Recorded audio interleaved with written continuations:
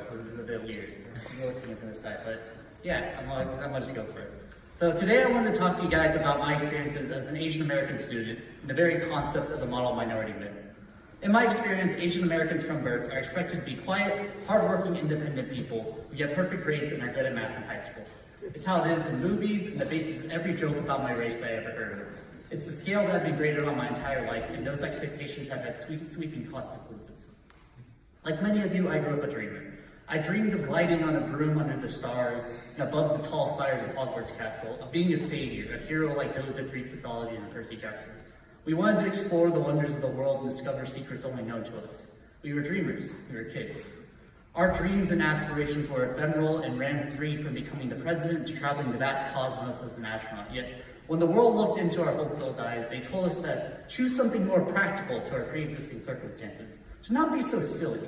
The world, you see, already had a plan for me to become a doctor or an investment banker or a patent lawyer. They had already carefully constructed career and educational paths with private schooling, SAT prep books, sports and music meant as tailored extracurriculars to produce an acceptable, prodigical child.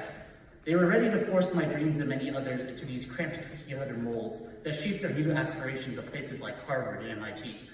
They justified stealing our innocence by reasoning it was for practical reasons. And I'll be the first to say that dreams need some practicality, but we were kids. Kids who barely even understood what the heck this mathematics and grammar stuff we were being forced to learn was yet, and we were being told that we needed to lock ourselves into a 10-year plan with actionable steps so that we don't get a useless degree in, oh God forbid, the liberal arts, and not start like that. People often had the audacity to tell me to stand up for myself, as if I was somehow able to understand what myself was and going to be from now on in 5th grade. I hesitated, and in that hesitation, people rushed to define myself for me. I'm Asian, so I'm good at math. Of course I'm good at math. Never mind, I was probably the slowest kid by far in all the math training academies outside of school, and averaging a C in my math classes. Never mind, I just kept getting worse and worse because I've been conditioned to believe that if I reached out to my peers or to my teachers for assistance, I would have been marked as a failure, a quote, bad Asian. No time for the interesting details about how the Mongols conquered the world or exploring the fascinating world of the Maze Runner. I had to keep studying this subject that I wasn't even sure I enjoyed so that my parents would for once look at me with a small semblance of pride. I had no confidence in that fact that there existed anything in me that was beautiful, so I let myself become the things that people assumed I was or should be. Part of that facade was getting back up and being a model student, so I stood up again, not on the ground I wanted to fall on, but the ground the world forced upon me. My newfound confidence was tied to my academic success that was practically non-existent at the time, but people believed what I was comprised of. The honor of the model minority was shielded my identity, and at a point was the only thing I had to define myself. So I tried my hardest to love it, but really, how could I, with the constant onslaught of stereotypes and assumptions that crippled my sense of self-worth? When people ask me how I can see with eyes like chopsticks, or teachers ask me if I'm sleeping in class because my eyes are so small, I had to stop telling people I have a dog because I got tired of constantly being bombarded with questions about how my family is going to cook it. These stereotypes made me sick, so I tried to avoid the labels by masking my culture as much as possible. The beautiful clothing, the fun holidays, traditions, the delicious food, the parts I truly enjoyed to appear more normal.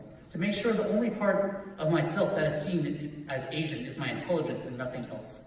I accentuated parts of myself that didn't matter much to me, like my choice of footwear, because it was easier to smile and nod at people mocking that rather than the things I began to love about myself. I'm not alone in this. We live our lives in fear of the labels about our race, our weight, our gender identity, and have to either choose to conform or be hammered in painfully to constricting expectations. In high school, I got lucky. I found something I truly loved that, unlike writing or art, was seen as practical. Computer science. I wanted to be the best at it. I wanted to be a master hacker who could control the world and for once seize a dream that I could call my own with my own merit. However, I already strayed away from the formula. My parents didn't believe I had what it took to be a model minority, since I wasn't winning national math competitions. And they would ask, what am I good for when I chose to turn down applying to summer math programs?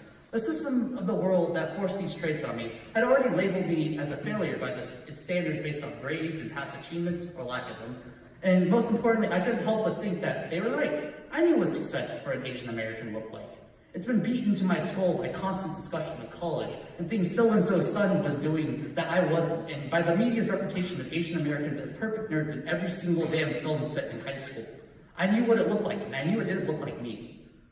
But just for once in my life, I just wanted to scream that they were wrong. They had to be wrong. I had to believe that they were wrong, or else it meant that the things that I genuinely cared about weren't valued. And I've been conditioned my entire life to value what other people thought about me.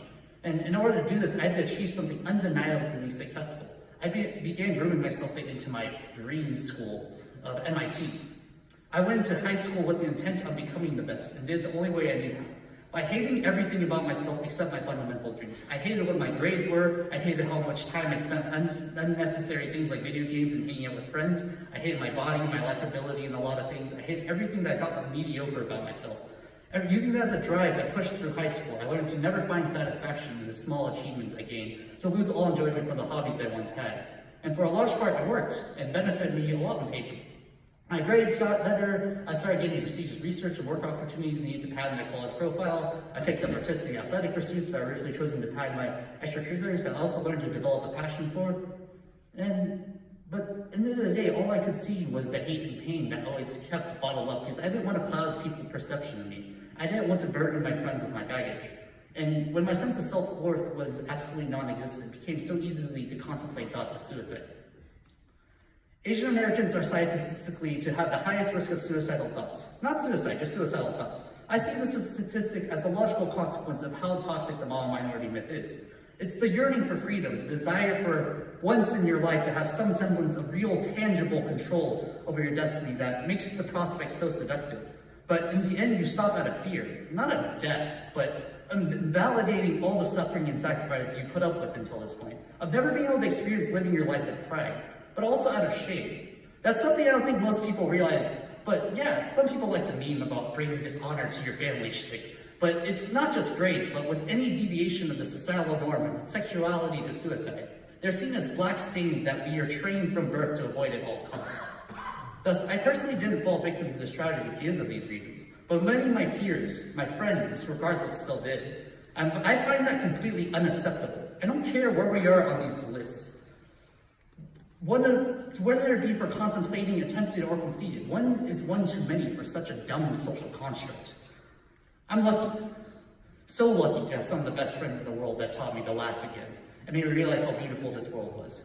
To have teachers who believed in me and respected me, to be given opportunities to pursue everything I could dream of, robotics, theater, volleyball, law, and philosophy. It took me a while, but I learned to enjoy learning again and to love to respect myself far too much to continue putting up with these myths. But that was only possible because I'm here at this school. Despite your criticisms of this place, I'm so privileged and so grateful to be here at Greenhill, having access to such kind people and given opportunities to express myself without judgment. Because honestly speaking, if I was at public school, like some of the public schools my friends go to, where instead of like reaching out to people to support them, the cultural norm is to tear people down to follow your own class rank, I would not be able to tell you with any certainty if I would be alive today. So seriously, don't take those small acts of kindness and cultural awareness that's commonplace at Greenhill for granted. It's something special we crafted here, and it could easily go away if we don't work to maintain it. I'm going to fast forward to where I am now. I'm surprised I didn't get an MIT or any of the other places that I was taught to respect where I realized. Needless to say, I was a crying mess and felt like everything in my life that I did is absolutely worthless. But again, I was lucky that it wasn't. I, unlike many others, found things that I was truly passionate about at the end of this long journey, but naively tied it to something as broken as the college system, which, brief tangent, about college. Many of you people in the system have told me that you have to get into these schools. And they're telling you how statistically unlikely it is to get in, even if you were qualified for making it in the first place, which makes you wonder why people tie your success to it in the first place. But I digress. My point is that don't fight for, sacrifice for, potentially die for something you don't really believe in. Don't forget that you're amazing just by being you. Don't do things just to prove something to other people, because their standards really are arbitrary and a lot of times complete crap. And at the end of the day, you're the one who has to live with the consequences of your actions. Not your parents, not society, just you. Never forget that the things that make you truly passionate and happy are what make you human. Don't let anyone take that away from you. And if you truly believe that there's nothing beautiful about yourself, look a little closer.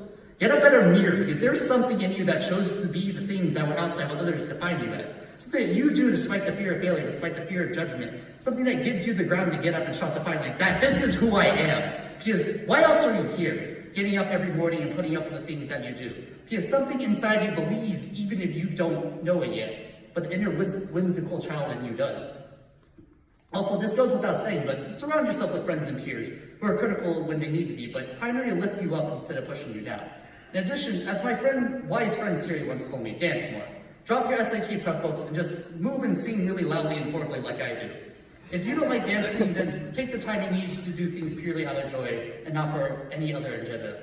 Enjoy the beauty of life, because despite all the pain that clouds it, it truly is spectacular. And if you don't believe in yourself, just remember that the best of us start from our lowest points. So keep soldiering on. Desperately chase the little embers and sparks that make your life worth it for you. I can't wait to see the trail you blaze. Thank you. Have a good morning. Yeah, Willie! Let's go!